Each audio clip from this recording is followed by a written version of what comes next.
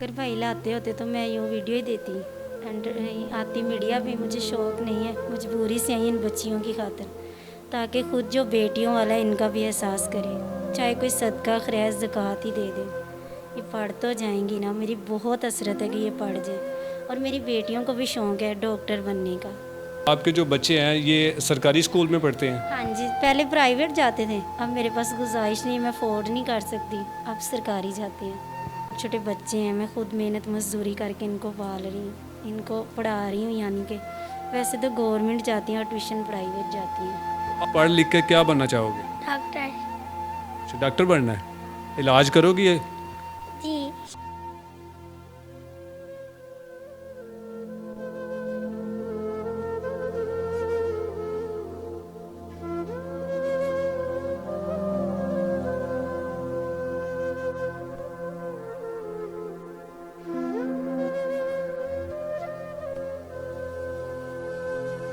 अस्सलाम वालेकुम, मैं हूं एडी मलक और आप देख रहे हैं एडी मलक ऑफिशियल। मेरे साथ अदीला मौजूद है और उसकी दो बच्चियां मौजूद हैं। इनसे जानते हैं कि इन्होंने हमारे साथ क्यों रब्ता किया और मीडिया पर आकर इन्होंने अपनी कहानी क्यों बयान करी।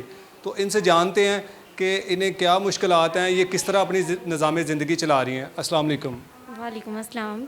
अच्छा, आप मुझे बता रही हैं कि आपके जो शोहर हैं वो कई माह घर नहीं आते हैं, बच्चों की कोई कफ़ालत नहीं करते, ये सारी क्या कहानी है? भाई यही है, पता नहीं वो दिमागी तौर ऐसे हैं, पता नहीं क्या है, इसके पीछे लड़की लगी हुई है, यही कहते हैं। बस फ़ोन पे लगे रहते हैं, तो मैं कहती रहती हूँ मेरे छोटे छोटे बच्चे हैं, मैं खुद मेहनत मजदूरी करके इनको पाल रही हूँ, इनको पढ़ा रही हूँ। यानी कि वैसे तो गवर्नमेंट जाती हैं और ट्यूशन प्राइवेट जाती हैं। आप क्या काम करते हैं, क्या मेहनत करते हैं? मैं भाई घरों में काम करती हूँ। लोगों के घरों में काम करके आप अपने बच्चों की कफ़ालत कर रही हैं? जी भाई बिल्कुल। अच्छी हो रही है? हाँ जी, वैसे हो तो अच्छी रही है। तो बहुत मुश्किल होता है, छोटे छोटे बच्चों को घर छोड़ के जाती हूँ, सारा दिन अकेले रहते हैं, ना खाने को ना पीने को। मुश्किल तो फिर पता है आपको होती है।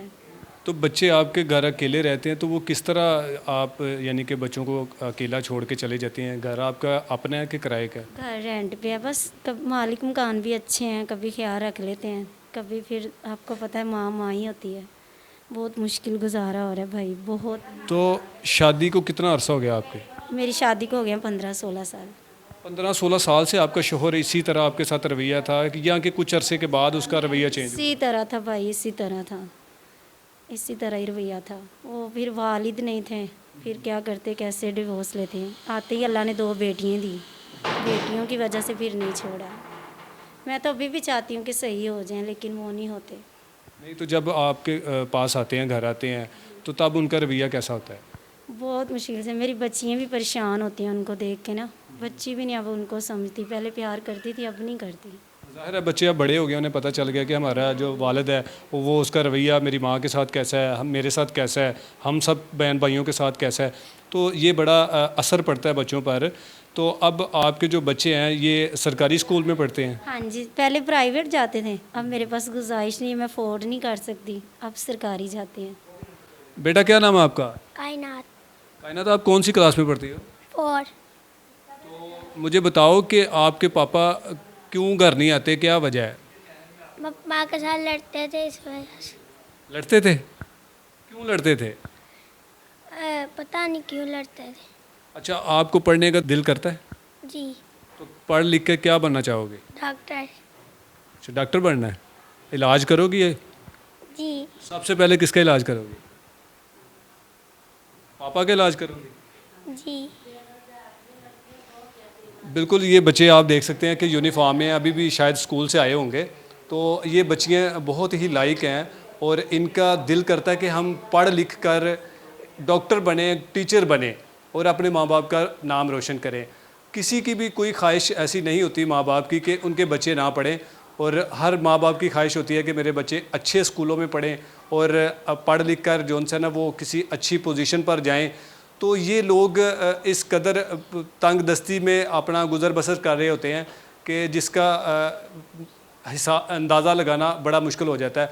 तो इनसे जानते हैं कि जब आपके शोहर घर आते हैं तो आपको या आपके बच्चों को कुछ अच्छा देते हैं, कुछ खाने पीने की चीज़ें भी लाते हैं या नहीं लाते? अगर भाई लाते होते तो मैं यूँ वीडियो ही देती।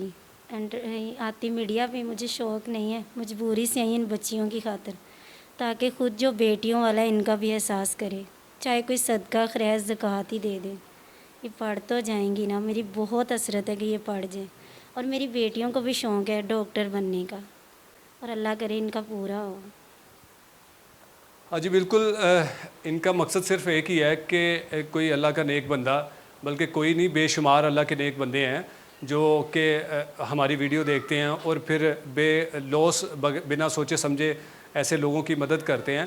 तो इस बहन की भी यही इल्तिजा है, यही अपील है कि आप खुदारा इन बच्चों की कफ़ालत के लिए, इन बच्चों के बेहतर मुस्तकबिल के लिए आप इनकी ज़रूर हेल्प कीजिएगा, ताकि ये बच्चियाँ पढ़ लिख कर कोई नाम बना सकें, कोई अच्छा काम कर सकें, अपनी माँ का सहारा बन सकें।